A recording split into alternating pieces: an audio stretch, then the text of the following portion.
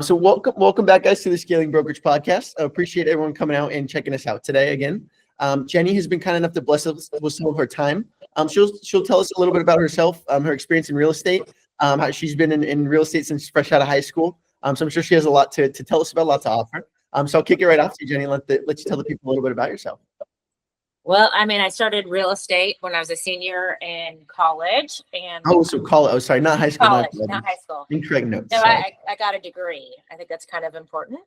So yes, I got my real estate license my senior year. I had never bought a house, but I went ahead and got the license. Then I moved back went to Texas Tech in Lubbock, and then I moved back to my hometown, Austin, Texas, where I went to Westlake, and I shadowed under one of the top producing agents in Austin, Pat Tate. She's awesome. I don't know if she's still selling. This was 25 years ago. But I learned a lot. It was different times. It was before we had smartphones. You had to flip through a book. You had to use a map book to get places. So it was a totally different era. So I definitely learned real estate that way in Austin, navigating Tarrytown, Westlake, Central Austin, the Lakes. And then my husband asked me to get married. So I moved to San Antonio, Texas, where I started with Phyllis Browning in 2001. And then I started my own brokerage in 2019 under the name Embrey, which is my last name, which is a big development family run business in Texas in the United States. Love it. That's awesome. And tell us a little bit about how when you got started, in the past there, how was that kind of initial step, taking that the first step into the real estate industry as a whole there? Well, you definitely have to learn. I had never bought a house, so I think it really helps when you go through the process of learning, like inspections, and the houses have titles and deeds and the different laws that are different from Texas versus like California, which is the fires going on in California, praying for all the people. Oh, absolutely. It's so catastrophic. But yeah, it's a very hard business. It takes a very specific personality of, and I have a different view on how to sell and how to be successful, but not everyone. It's not a job for everybody. We all have different we're all snowflakes. We all have different personalities. So it definitely takes the right person. Oh yeah, absolutely. And I think the average real estate career is, obviously with, people that have been in the industry much longer, is about 5 years. Yeah. So we're going to have those outliers on the opposite side too, that are, maybe a few months. There's so much you can do with real estate. You can start as a young person and buy your first investment property, pull the money. I suggest for every young person, buy a home. Okay. You could pull the money out, live in there 5-8 years. You could pull the money out to do a down payment on the next home with a HELOC loan, which used to be called a bridge loan. Buy your next house, rent the other one out, build a portfolio of real estate for your wealth in the future. Absolutely. Yeah. And how many people are probably kicking themselves that, they didn't do that, 20, 30 years ago, when it was probably a lot easier on the financial side. No, it's the same. Inflation. Yeah. It's the same, but for you look fairly young to me. So like, I would invest in your first house. I don't know if you've bought your first house yet. Have you bought your first house? Still working on it. So I'm actually, kind of a unique situation currently, where my parents are looking to move to Mexico. Nice. So I would take over their house and have the opportunity to buy a house and go straight into renting it out. Is kind of the goal for this year. Like buy their house? No. So I would stay living in their house. They still want to pay, but they need someone to kind of take care of the house, take care of the dogs. So that's where I can kind of fill in. I'm still paying them rent, obviously. I'm then getting my own property to just go strictly into renting it out. Right from the jump. Okay, but yeah, there's so many different loans. Like you could do especially first time home buyers, you could do that. Oh yeah. Only 3% down. So like I highly, life goes by fast. So you want to start thinking about these things. The earlier you can think about them, the better you'll be off when you get beyond. Absolutely. Hey, couldn't agree with you more there. Well, let's jump into some of the challenges you faced along the way. I appreciate. I don't know, just talk about myself too much on the podcast. I'm sure the viewers will like to learn a little bit about me here and there. But what are some of the challenges you've ran into along the way? I mean, I know there's been like the stock market crash, switching into people being more on the online presence in the last few years with COVID and the NAR settlement, everything there. What's been kind of the toughest challenge you've ran into so far along the way? But it's just been the road of life in real estate. Starting back in the late 90s, you had the tech bubble bust, which affected. I was always watching the Austin market because that's where I grew up. So it's like oil business, Midland, boom bust, boom bust. But boom bust for Austin because all the people from California are moving to Austin. Yeah, yeah, it's probably happening again now too. Yeah, it looks totally different than it Austin looks totally different than 1995. Like, it's wild. But I would say big things that happened. 2008, the lending crisis, that was a big one in San Antonio. And we had AT&T that moved their headquarters. We had a lot of high incomes that you could get for steel. Yeah. Austin, we would have bus, but that's bust are an opportunity. Absolutely. So you save money for the bust, because then when things are rolling for eight years, that's when you could be making money. But the bust, when you make the money, you got to save the money. So Yeah. when the bust happens, you dive in. So the 2008 was rough. Yeah, and then the changing dynamics of online marketing, social media. Our company, and my philosophy for marketing our company, is all things home. We don't want to be just like, let's just sell your house. Let's help you make your house a home. Let's when it comes to, landscapers, roofers, plumbers, electricians, remodeling, I think women and men, but I think women really can nest and love a home. So I think it's been an ideal profession for me as a mother. I'm a mother of 3 girls. And it's been a lovely career, but it feels like I'm not even working. So that always pick something that you like that doesn't feel like work. That's wonderful. So it definitely makes it easier to get up in the mornings and you go into work when it doesn't feel like it.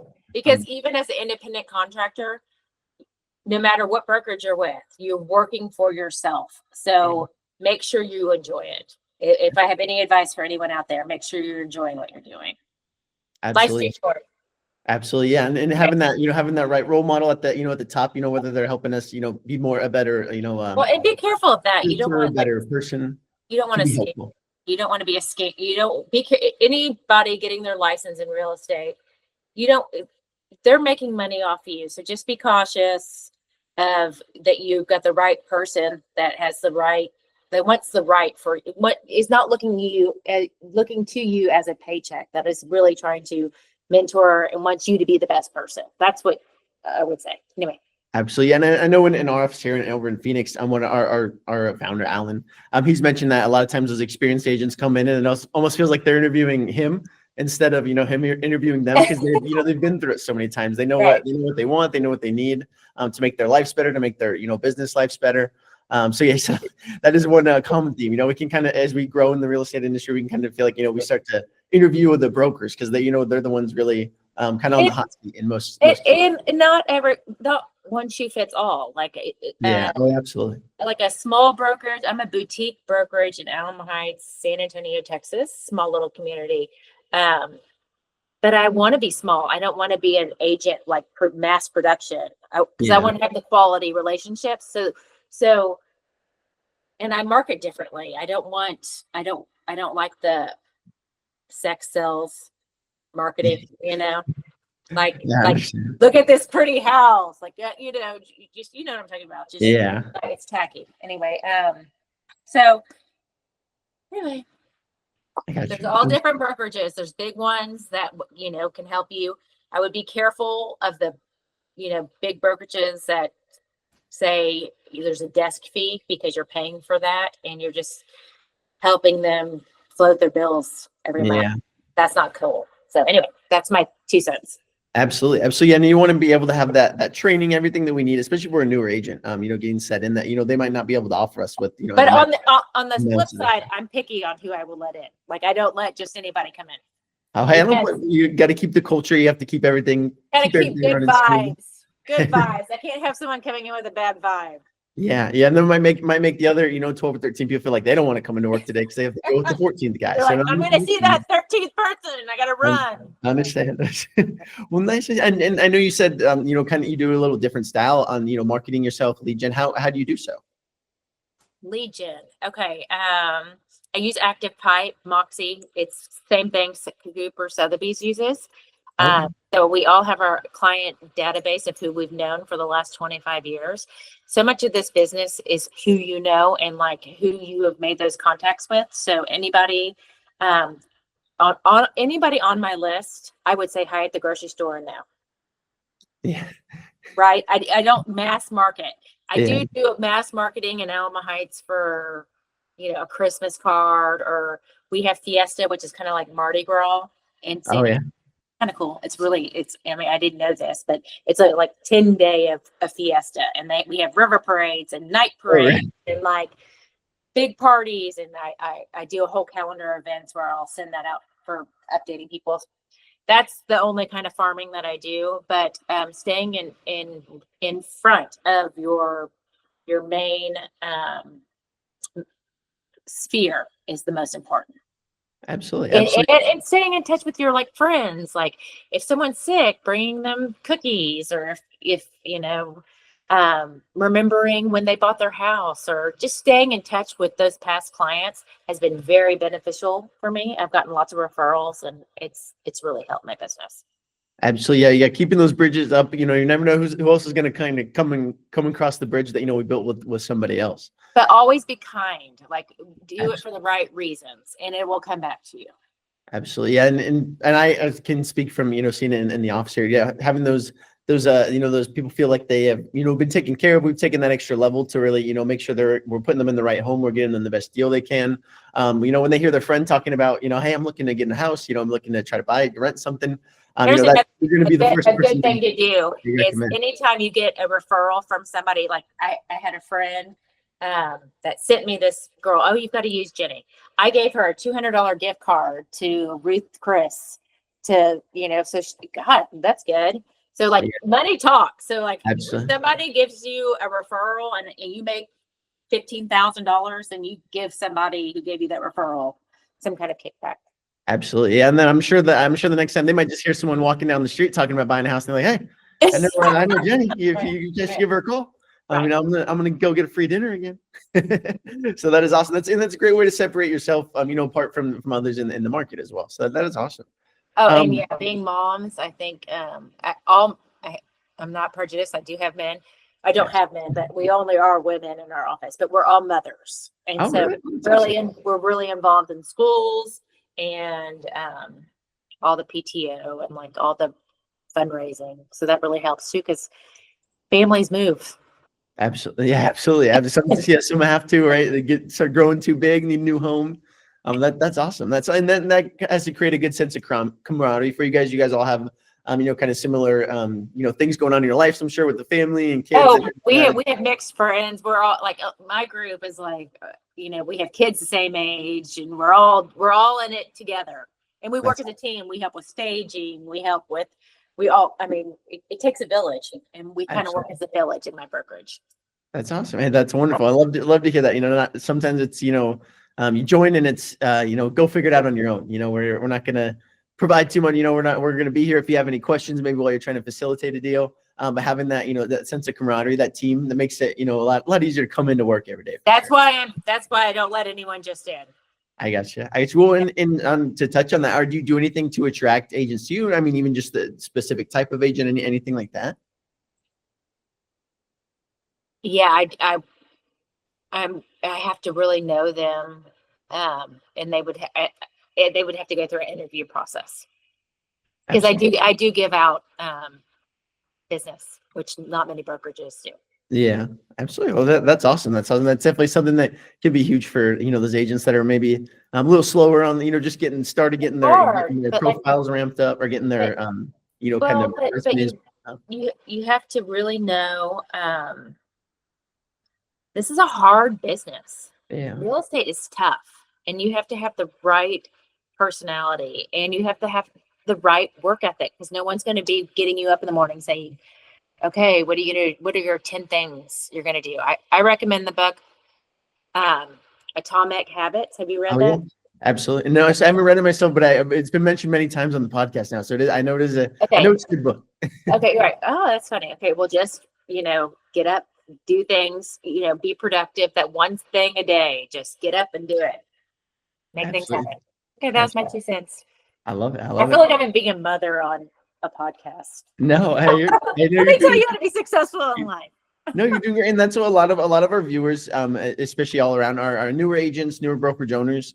So they're all looking for that, kind of that story, that light at the end of the tunnel. That hey, maybe things don't look as great for me now, but then I'm not having to go through the stock market crash in 08 or COVID or anything there. So I am, maybe in a better spot. I do want to say, if someone's looking for this to be, they don't have a secondary income, and this is their solid gig, to be very careful, because this is a tough business to support a family. Like, my husband has his own company, so he's the primary, and this is a side hustle for me, which has been a great side hustle, and I've loved it.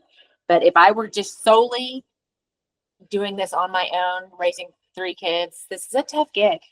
And I'm just being absolutely honest for anybody watching this, that, you've got to have a couple years worth of revenue to support yourself in the event those bad times happen. Yeah, absolutely. Or have another kid or anything that might Right. take us out of the field for a little bit. Yeah, because that does happen. And when you have this is a great career, second career. There has to be if you're going to be a family, there has to be a primary person making the income. So I had 3 girls. I was able to step back because I was my own boss, and, take care of them that's just, you gotta think ahead.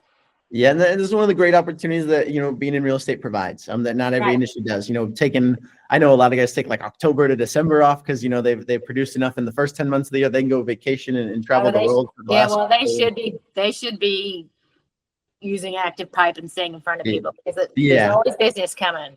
Oh, and I'm sure they are still, working and facilitating deals on the go. But just having that, that option that, it's something we can do if we need to take some time off. But where are you located right now? Oh, we're based out of Phoenix, Arizona. So I'm in, my founder is Alan. He's owns Best Homes Real Estate. Oh, So that's what we have I'm more so on the podcast side of things. Oh, wait, Best Home, is that the franchise? No, so he's an independent. Okay, cool. Awesome. So let's explore kind of the future vision and growth for yourself, for the company. Where do you see yourself headed? What are kind of the next steps for you? I just keep growing and growing our little small boutique. I don't want to sell to a franchise. I just want to be your local coffee shop, your local real estate company within our community. I want to support local businesses. I want to support local schools. And there's a beauty in that, that I just want to continue to grow and build, which we have been. I'm blessed. 2019, I started, and then COVID broke out. So I bought this I rented this space. I have an office for all the agents, and September, and then COVID broke out. March? Yeah, 2020. Yes. Yeah, I just spoke to someone. Yeah. So I was like, I was like, I used my office as like a wrapping station for Christmas. I was like, this was the worst idea ever. And then who would have thought, like, boom, it would be a housing crisis. And I I can't keep up. Yeah, and I just spoke to a gentleman yesterday that he started. He's like, opened my doors in March of 2020, March of 2020, and closed them in March of 2020. Because he's like, it was that fast of he was like open on, I believe it was the 3rd or the 4th. And then towards the end of the month, they were already like having to move out of the office, and they got deemed essential, so they were still able to work. But I stuck with it. I just was like, that's because I was not the primary income in the house. I was able to, stay. So I have to give my husband big thanks for that. That's awesome. That's awesome. Yeah, and having some security. We've been together since 1997. Oh, really? Oh, nice. We're pretty old. Coming up on 30 years. Can you believe that? Congratulations. That's awesome. Thank you. Well, let's say we fast forward, a couple of segues is perfectly fast forward a couple few years to, to closer to your guys' 30th anniversary. Where do you see yourself? Where do you see the business? Where do you see yourself going there? I want to continue to work for as long for as long as I love it. I have 3 girls. One is going to go to law school. She's already in college. And then my 16-year-old daughter, I could see loving doing this. So maybe she'll come help. I don't know. The 12-year-old, I have no clue. She's the baby's the wild card. I don't know. Yeah, it's too early to decide. Too early to decide. I don't think I would have thought I'd work in a brokerage when I was 12. So who knows? Right? Awesome. Well, and some advice for some newer brokerage owners out there. If you were gonna, peel back, restart, but in today's market, what would be some advice you'd give to newer brokerage owners out there? Well, always do the right thing. Always don't lead by the check you're going to get at the end of the day. Just do the right thing, because there's so many people that we're human, and I think there's so many people that can be money motivated and Absolutely. might not, not disclose. There could be a foundation issue, and they might overlook it because they just want to get that check. And my business has been successful, I believe, because I really made sure they were getting making sure it's a good investment, because I knew these future clients would use me in the future. So, and I've never been sued. I've never had any issues, but always doing the right thing for everybody. And in the end, you always win. That's my biggest advice. Well, that, yeah, and like I said before, keeping that bridge up, helping people, and being being a kind person, even if maybe that deal falls through, maybe it leads us to 3 or 4 more the next 100%. month, next year. But there's some people that are really just like that heart, just want to make money, and that turns people off. So that's what I'm saying. Like, you have to have the right personality for this business. Yeah, and especially a home is the biggest purchase that most any person is going to make. So yeah, definitely, being there for them, actually being there for them can go a long way. Right. And they just feel like they're another check in the month. Exactly. Awesome. Well, hey, this has been an incredibly awesome podcast. I know it was the first one. I think you did a great job on it, Jennie. This was my first podcast, and I can't believe y'all caught me. You were like, "You want to do a podcast?" I'm like, "Sure." That's awesome. Well, and let the people know where can they find you if they're local to you over there in Texas and you want to learn some more. Yes, Texas. I'm San Antonio, Texas, and Austin, Texas. San Antonio and Austin. I have my whole family's in Austin. I have real estate rolls into Austin. Then I have Alma. I'm centrally located. San Antonio, Texas, Alma Heights. If you're looking in Austin, by the lake, Terrytown, Westlake, all central Austin, right here. Awesome. Do you have any social media, any email, anywhere yes. that people can reach you? Embrey Realty, EMBREY. You have to follow us. We're pretty cute. I'll definitely make sure to check. You better follow me. Follow me so I can follow you back. I will check out right after this here. Awesome. Well, hey guys, thanks for coming out. We'll link everything down below where you can find out where you can get in contact with Jennie. If you guys have any questions in the Texas market or looking to move to Texas, I know it can be a little bit cheaper than some other, or a little bit cheaper, more. Say a prayer for California. Absolutely. That's the biggest thing right now. Say a prayer for them. And we're both right next to them here. Yeah, I'm hoping they start sending over maybe some people from us or from Colorado to kind of help maintain. I don't know if there's much they can do. Hopefully today it's gotten better with less wind. I know it's been so windy, it's impossible for them to really contain any of it. It's unbelievable. It's so scary. I know my sister actually, she was streaming her phone to the TV and showing us TikToks yesterday, and I was like, oh my God. Yeah. So hope everyone's doing all right over there. But thanks again, guys, for coming and checking us out today. Hope everyone has a wonderful week.